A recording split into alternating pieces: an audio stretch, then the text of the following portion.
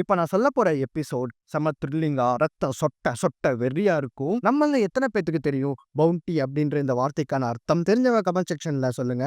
தெரியாதவங்க தெரிஞ்சுக்கோங்க. இந்த சீரிஸோட பார்ட் 11 வீடியோ.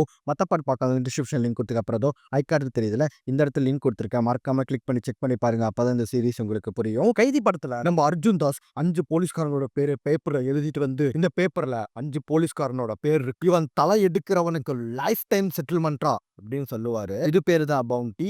யாரு வேணாலும் கொன்னுக்கலாம். பட் கொல்றவனுக்கு தான் காசு. சோ அதே மாதிரி தான் இங்கேயும் நடக்க போகுது. நம்ம டெஷிகாவா அந்த ஆடியோவை கேட்டு அவனா ஒரு முடிவு எடுத்து கசாமியோட சண்டை போட்டு அவனை மாடியிலிருந்து கீழே தள்ளி விட்டுறான். இந்த விஷயம் நம்ம சகாக்கிக்கும் மிசாக்கிக்கும் தெரிய வரும்போது அவங்க 2 பேரும் ஒரே ஷாக்ல இருக்காங்க. என்ன காரிய பண்ணி வச்சிருக்க தெரியுமா? கசாமி தான் எக்ஸ்ட்ரா பர்சன், நீ எப்படி முடிவு பண்ண? டேய் மச்சான், நாங்க 2 பேரும் சின்ன வயசுல மெமரிஸ் கிரியேட் பண்ணோம்டா. அது எதுவுமே ஞாபகம் இல்லைன்னு சொன்னா மச்சான். அவனுக்கு தான் சின்ன வயசுல நடந்தது ஞாபகம் இல்லையே. அப்ப இவன் வந்து எக்ஸ்ட்ரா பர்சனோ அப்படின்னு சொல்லி நாங்க 2 பேரும் சண்டை போட ஆரம்பிச்சோம் மச்சான். ஒரு கட்டத்துல தெரியாம அவனை தள்ளி விட்டுட்டேன்டா. டேய் நான் எதுவும் வேணும்னு பண்ணலடா. என்னை நம்புடா சக்காக்கி, என்னை நம்பு மிசாக்கி அப்படின்னு நம்ம ரிஷிகா அழுதுகிட்டு இருக்கான். அப்ப நம்ம சக்காக்கி, சரிடா அவனை கீழே தள்ளி விட்டியே, கீழே போய் பாத்தியா? இல்ல மச்சான், நான் இன்னும் கீழே போகலடா. 2வது மாடியில இருந்தா கீழே விழுந்திருக்கான். அவன் அதுக்குள்ள செத்துருக்க மாட்டான். ஏதோ அடி இடி பட்டிருக்கும். சீக்கிரம் ஓடி போய் பார்க்கலாமா அப்படின்னு சொல்லிட்டு இவங்க 3 பேரும் கீழே இறங்கி போயிட்டு இருக்காங்க. கீழே போகும்போது திடீர்னு யாரோ சக்கி காலை மட்டும் பிடிக்கிறாங்க. பயந்து போய் யாரை பிடிச்சிருக்கான் அவன் கீழே பார்க்கும்போது, அவன் காலை பிடிச்சவன் கையெல்லாம் ரத்தம். அவனை பார்த்து பதறி போன நம்ம சக்கி, டேய் மச்சான் என்னடா ஆச்சு அப்படின்னு பாக்குறோம். ஒதுக்கு ஃபுல்லா யாரோ கத்தியால குத்தி வச்சிருக்காங்க.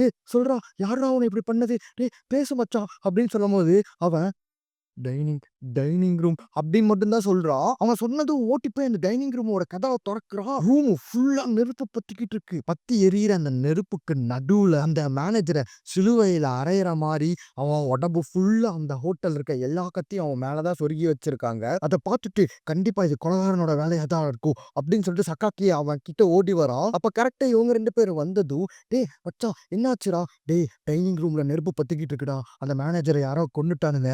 நம்ம ஜாமாவை யாரோ முதுகு ஃபுல்லா குத்தி வச்சிருக்காங்கடா. இது எல்லாமே அந்த கொலகாரனோட வேலையா தான் இருக்கும். இப்படி நம்ம சக்காக்கி கீழே பேசிட்டு இருக்கும்போது இது எல்லாத்தையுமே நம்ம அக்காசாவா மேல இருந்து கேட்டுக்கிட்டு இருக்கா. மத்த ரூம்மேட்ஸ் அலாட் பண்ணலாம் அப்படின்னு நேரா ஓடி போய் நம்ம அக்காசாவா எமர்ஜென்சி பட்டனை கிளிக் பண்றோம். அப்படியே இந்த பக்கம் நம்ம மக்கிஜாமா உட்கார வச்சுட்டு, ஆமா கசாமியை வெளியே பார்க்க போனீங்களே என்னாச்சு அப்படின்னு சொல்லும்போது, டேய் மச்சான் அவனை காணோம்டா அப்படின்னு நம்ம டெஷிகா சொல்லி முடிக்கிறதுக்குள்ள டக்குன்னு மேல ரூம்ல இருந்து யாரோ கத்துற சவுண்டு. அப்ப அக்காசாவா ஒருவேளை டாக்கோவா தான் இருப்போம் அப்படின்னு சொல்லிட்டு அவன் முன்னாடி ஓடுறான். ஆஷியா அவன் பக்கத்துல விட்டுட்டு, டேய் மச்சான் சீக்கிரம் போய் ஆம்புலன்ஸ் கூப்பிடுறான் அப்படின்னு சொல்லிட்டு இவங்க 2 பேருமே மேல ஓடுறாங்க. அக்காசாவ் கதவெல்லாம் ரத்தம். கதவை திறந்து உள்ள போய் பார்த்தா வெட்டெல்லாம் ரத்தம். பயந்து போன நம்ம அக்காசாவா, நான் போய் அவளை கண்டுபிடிக்கிறேன் அப்படின்னு சொல்லிட்டு அவன் முன்னாடி ஓடிடுறா.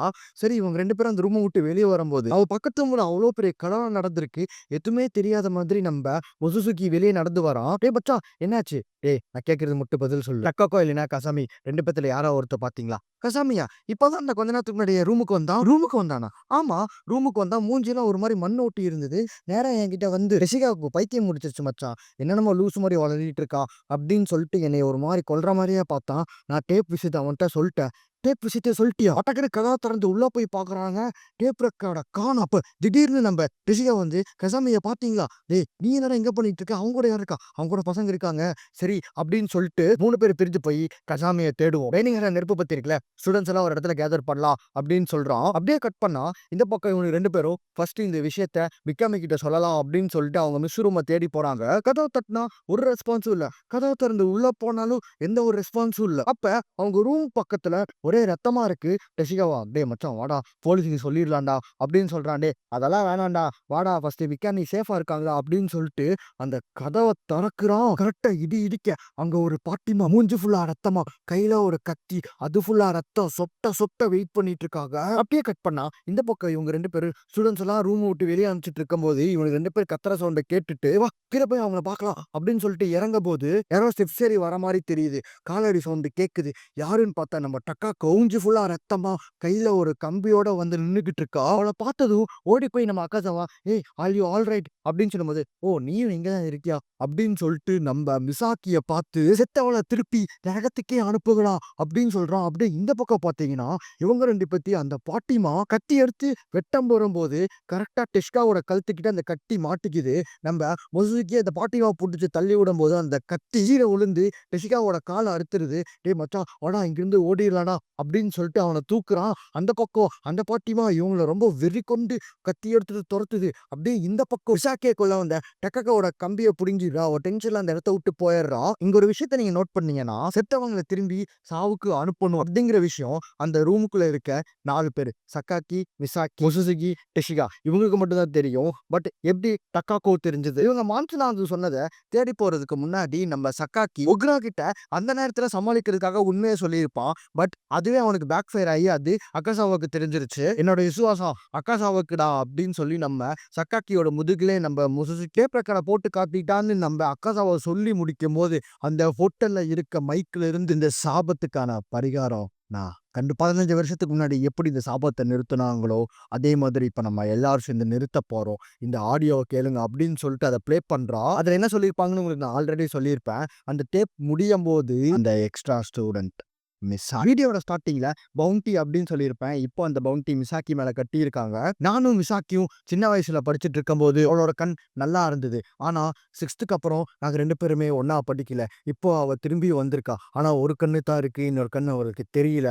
அப்படின்னு நம்ம மிசாக்கியோட தங்கச்சி இவளையும் ஒண்ணு நினைச்சு கன்ஃப்யூஸ் பண்ணி அவளே ஒரு முடிவு எடுத்துர்றா. எல்லாரும் மிசாக்கிய கொல்ல வரும்போது அவ கிளாஸ் டீச்சர் மிக்காமி கூட படிக்கிற பொண்ண கொல்றதுக்கு எப்படிதான் மனசு வருதோ உங்களுக்கு அப்படின்னு அடிக்க வரணும் தடுக்கம் போகும்போது அவங்க மண்டையிலே அடி விழுந்துருது. நீங்களாம் மனுஷனுங்களாடா அப்படின்னு ஒரு பீப்ப போட்டுட்டு அந்த இடத்துல இருந்து நம்ம மிசாக்கிய கூட்டிட்டு ரூம்குள்ள ஓடுறோம். கதவு தட்டுற ஃபோர்ஸ பார்த்துட்டு கண்டிப்பா கதவை உடைச்சிட்டு நம்ம மிசாக்கிய கொன்றுவானுங்கன்னு பக்கத்து ரூமுக்கு ஜன்னல் வழியா போறாங்க. மிசாக்கி பின்னாடியே ஒருத்தி அவளை கொல்ல வர்றதுக்காக கரெக்டா ஜன்னல் மேல ஏறா. கால் ஸ்லிப் ஆகி நேரா கீழே விழுந்து கழுத்து உடைஞ்சு சேர் மாதிரி பெண்டாயி அந்த இடத்துல செத்து போறா. டெஷிகாவும் முசுசுகி ஒரு பக்கமும் சகாக்கி மிசாக்கி ஒரு பக்கமும் உயிரை காப்பாத்துறதுக்காக ஓடிக்கிட்டு இருக்காங்க. அப்போ இந்த பக்கம் ஒரு 2 பேர் ஈட் 5 ஸ்டார் டூ நத்திங்ன்ற மாதிரி ஒருவேளை மிசாக்கி தான் அந்த எக்ஸ்ட்ரா ஸ்டூடெண்ட்டோ அப்படின்னு 2 பேர் பேசிட்டு இருக்கும்போது கருகிற ஸ்மெல் வருது. டைனிங் ஏரியால தான் நெருப்புனாங்க. கருகிற ஸ்மெல் என்ன இங்க வருது? அண்ட் நெருப்பு பத்துனதுக்காக எந்த ஒரு அறிகுறியுமே இல்லைன்னு லாஜிக்கா யோசிக்கிறேன்னு சொல்லிட்டு அந்த கதவை திறக்குறான். ஆனால் காத்து அடிச்சு அந்த டைனிங் ஹால நெருப்புல பத்தி வெடிச்சு வெளியே வருது. கதவு திறந்தவன் நெருப்பு வந்த ஃபோர்ஸ்ல அங்கேயே கருகி எலும்பு கூட ஆயிடுறான். ஸ்டூடெண்ட்ஸ் கிட்ட இருந்து ஒரு வேளையா தப்பிச்சு இவங்க 2 பேரும் இடத்துக்கு வந்து உட்கார்ந்துட்டு இருக்காங்க. அப்ப நம்ம சகாக்கி எனக்கு என்னமோ அஜிமாவை குத்துனது டக்காக்காவா தான் இருப்பாளோ அப்படின்னு சொல்லி முடிக்கிறதுக்குள்ள அவன் கையிலேயே சச்சக்குன்னு ஒரு கம்பியை வச்சு ஏத்துறா டக்காக்கு. அது நான் பண்ணலடா கண்ணா, அந்த கிழக்க மேனேஜர் தான் பண்ணியிருப்பான். செத்தவங்களை திருப்பி சாவுக்கு அனுப்புகடான்னு சொல்லிட்டு சக்காக்கிய போட்டு கீழே மிதிச்சு ஏறி சிரிச்சுக்கிட்டே இறி வரா அப்படின்னு சொல்லிட்டு அவளை கொல்ல வரும்போது கரெக்டா மிசாக்கி தள்ளவும் நேரா அந்த வயிறு நம்ம டக்காக்க கழுத்தை சுத்திடுது. நெருப்பு பத்திக்கிட்டு வெளியே வந்ததும் அந்த பில்டிங் கொஞ்சம் கொஞ்சமா இடிய ஆரம்பிக்கும் போது அந்த கட்டை கீழே விழுந்தோடனே அந்த கயிறு மேல போய் அவ கழுத்தை நெருக்கி அந்த இடத்துலயே நம்ம டக்காக்கோ இறந்து போறா கைஸ். கீழே விழுந்த கம்பியை எடுக்கும் போது அகாதவா கரெக்டா ராங் டைமுக்கு உள்ள வந்து மிசாக்கி தான் நம்ம டக்காக்காவை கொலை பண்ணியிருக்கா அப்படின்னு அவளே நினைச்சுக்கிட்டு உன்னை நான் கொல்லாம விட மாட்டேன்டி அப்படின்னு சொல்லிட்டு அங்கிருந்து போறா. அப்ப மிசாக்கிக்கு எத்தவங்க உயிரோட இல்லைன்னா இந்த பிரச்சனை இருக்காதுல அப்படின்னு அந்த கம்பியை தூக்கிட்டு ஓடுறா. இதோட இந்த பாட்டை நான் முடிச்சுக்கிறேன். இந்த மாதிரி இன்ட்ரெஸ்டிங்கான அனிமேஷன்லாம் பார்க்குறது மறக்காம நினைச்சா சப்ஸ்கிரைப் பண்ணி வச்சு உங்க ஃப்ரெண்ட்ஸ்க்கு ஷேர் பண்ணி மறக்காம லைக் போட்டுருங்க. You have limited time guys. Bye.